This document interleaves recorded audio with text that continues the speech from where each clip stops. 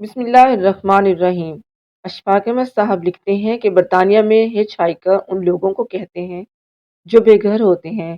یہ ایک سے زیادہ دن ایک شہر میں نہیں گزارتے اور ہمیشہ لفٹ لے کر سفر کرتے ہیں۔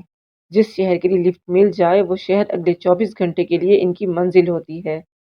ہر شہر میں بے گھر لوگوں کے لیے بنے سرکاری سینٹرز میں کھانا کھاتے ہیں، وہیں غسل کرتے، کپڑے دھوتے اور سو جاتے ہیں، اور صبح اٹھ کر پھر سفر شروع کر دیتے ہیں۔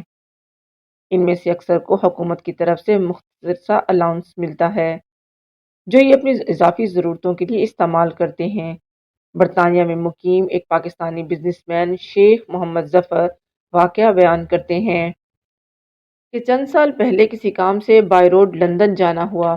میں نے راستے میں ہائی وے پر ایک ادھیڑ عمر ہچ ہائیکر کو دیکھا جو لفٹ چاہیے کا ہاتھ سے لکھا ہوا پوسٹر اٹھائے کھڑا سردی سے کانپ رہا تھا۔ شدید بارش ہو رہی تھی۔ میں نے ترس کھاتے ہوئے گاڑی روک کر اسے بٹھا لیا۔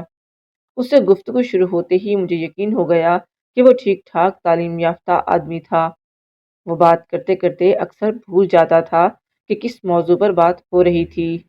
اس کے ساتھ ہی اس کی یادداشت اتنی اچھی تھی کہ بات کرتے وقت موضوع کی مناسبت سے مختلف اسکالرز کے لکھے ہوئے پیراگرافز کے الفاظ بیان کر رہا تھا۔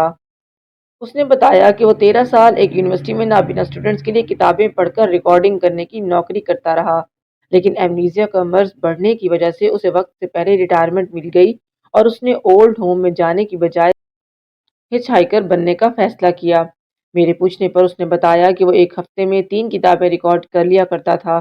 وہ اپنے کام کے بارے میں نہ بھی بتاتا تب بھی اس کے بولے ہوئے ہر فقرے سے ہزاروں کتابوں کا قاری ہونے کا ثبوت تو مل رہا تھا۔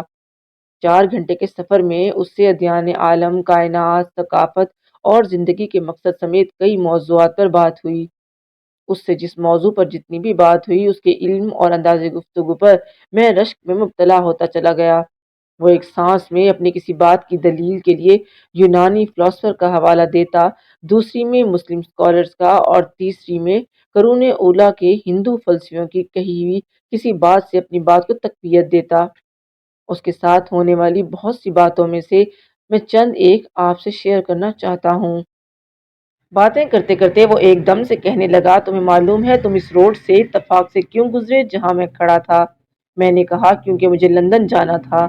ہاں وہ تو تمہیں جانا ہی تھا، وہ بولنا شروع ہوا، لیکن تم اس خاص وقت میں وہاں سے اس لیے گزرے کہ وہاں تمہارے لیے قدرت نے ایک امتحان رکھا تھا۔ اگر تم اس امتحان میں ناکام ہوتے تب بھی مجھے لفٹ ضرور مل جاتی، کیونکہ قدرت بیک وقت کئی متبادل اسباب کا بندوبست کرتی ہے۔ لیکن تمہیں اس ناکامی کے بعد اگلا امتحان اس سے مشکل ملنا تھا۔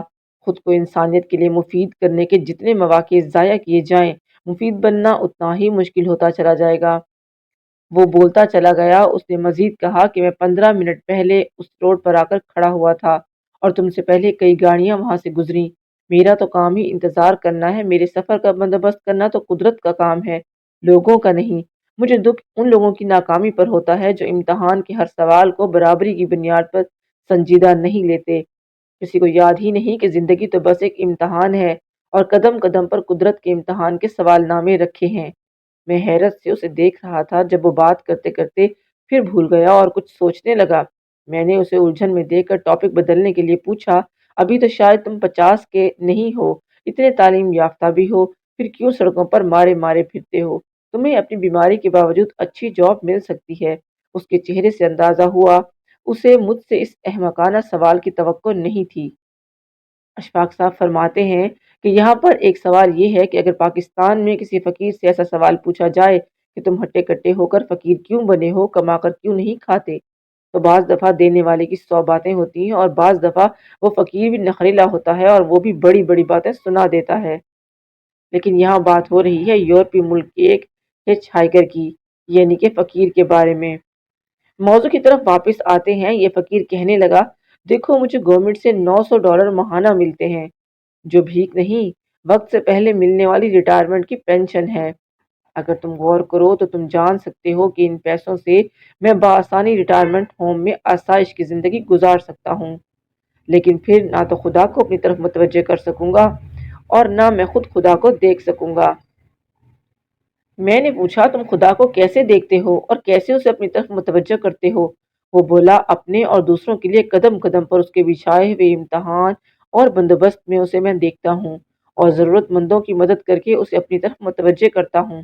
میں نے سوچا جو خود بے گھر ہے اور سفر کے لیے لفٹ کا محتاج ہے وہ کیا کسی کی مدد کرے گا؟ لیکن میں نے گفتگو آگے بڑھاتے ہوئے پوچھا تمہارا تو اب کوئی خرچہ ہی نہیں، پھر تم اس پینشن کا کیا کرتے ہو؟ تو وہ بولا خیرات کرتا ہوں اور ساتھ ہی اپنے بیگ کی ایک جیب سے پلان کینیڈا نامی ایک خیراتی ادارے کو دی گئی امداد کے ایگریمنٹس نکال کر مجھے دکھانے لگا۔ ایگریمنٹس اور رسیدوں کے مطابق وہ بندہ افریقہ میں 3 یتیم بچیوں کا فرسٹ فادر یعنی نگہبان تھا اور ان کی تعلیم اور ہاسٹل کے اخراجات کی مد میں $730 ماہانہ پلان کینیڈا کو ادا کرتا تھا۔ اس نے اپنی بیماری کی وجہ سے ایسا بندوبست کیا ہوا تھا کہ یہ پیسے ہر ماہ اس کے اکاؤنٹ سے خود نکل جائیں۔ یہ دیکھ کر میری آنکھوں میں آنسو آ گئے۔ میں نے اس کے کاغذات اسے واپس کیے اور پوچھا یہ تم کب سے کر رہے ہو؟ تب تک تو پچھلی ساری بات وہ بھول چکا تھا۔ پوچھنے لگا کیا کب سے کر رہا ہوں؟ میں نے سوال بدلتے ہوئے پوچھا ہم زندگی کے مقصد پر بات کر رہے تھے، تم یہ بتاؤ یہ زندگی کس بات کا امتحان ہے؟ وہ ایک لمحہ سوچنے کے بعد بولا جب خدا ہمیں دوبارہ اٹھائے گا تب ہی حقیقی زندگی شروع ہوگی، اور اس زندگی میں مراعات اس بنیاد پر ملیں گی کہ ہم دنیاوی زندگی میں انسانوں کے لیے کتنے مفید تھے۔ یہ زندگی خود کو انسانوں کے لیے مفید ثابت کرنے اور شکر گزار رہنے کا امتحان ہے۔ میں نے کہا یار تم اتنے سمجھدار ہو، تمہیں قرآن بھی اسٹڈی کرنا چاہیے۔ جواب میں اس نے سورہ نور کی اللہ سے متعلق ایک بڑی آیت کی انگلش ٹرانسلیشن مجھے زبانی اس انداز میں سنائی کہ میری آنکھیں بھیگ گئیں۔ ساتھ ہی اس نے اپنے بیگ سے قرآن کی ایک پرانی سی کاپی نکال کر مجھے دکھائی تو میں حیران رہ گیا۔ میں نے اسے کہا کہ میرے پاس قرآن کی نئی کاپی ہے، تم وہ لے کر مجھے یہ دے دو۔ وہ بولا کہ نہیں، اس پر میں نے جگہ جگہ اپنے نوٹس لکھے ہوئے ہیں۔ میں نے پوچھا ایک انگریز ہو کر قرآن کیسے پڑھتے ہو؟ تو اس نے نم آنکھوں سے کہا کہ یہی تو اللہ تعالیٰ کی سچی ہمیشہ محفوظ کتاب ہے اور اسی سے تو میں نے انسانیت کی خدمت کا درس سیکھا ہے۔ میں نے گاڑی ایک کافی شاپ پر روکی اور دونوں کے لیے ناشتہ لینے چلا گیا۔ کچھ دیر بعد واپس آیا تو اس نے میری گاڑی صفائی کرنے کے بعد اندر باہر سے اچھی طرح سے چمکائی ہوئی تھی اور پھر بونٹ کھولے اسکرین صاف کرنے والا واشر لکوڈ اس کی مخصوص ٹینکی میں ڈال رہا تھا۔ میں نے پوچھا یہ تم نے کہاں سے لیا؟ اس نے سامنے گیس اسٹیشن کی طرف اشارہ کر کے کہا وہاں سے لیا ہے۔ گاڑی میں واشر لکوڈ والی ٹینکی خالی تھی، اس موسم میں یہ ٹینکی بھری ہوئی ہونی چاہیے۔ میں نے واشر لکوڈ کے پیسے دینا چاہے، اس نے یہ کہہ کر منع کر دیا کہ جو ناشتہ تم میرے لیے لائے ہو یہ اس سے سستا ہے۔ اس سے ہونے والی گفتگو کا 5% بھی میں نہیں لکھ پایا۔ وہ لندن پہنچ کر میری گاڑی سے اتر گیا لیکن میں شاید لمبا عرصہ اس انسان کو نہیں بھلا پاؤں گا۔ اس دنیا میں ایسے بہت کم انسان ملتے ہیں جو دوسروں کے لیے جیتے ہیں۔ اشفاق احمد صاحب لکھتے ہیں کہ جب شیخ صاحب نے واقعہ سنایا تو شیخ صاحب اور اشفاق احمد صاحب دونوں کی آنکھیں اس قدر نم ہوئیں کہ اتھرو ان کے گالوں پر ٹکنے لگے۔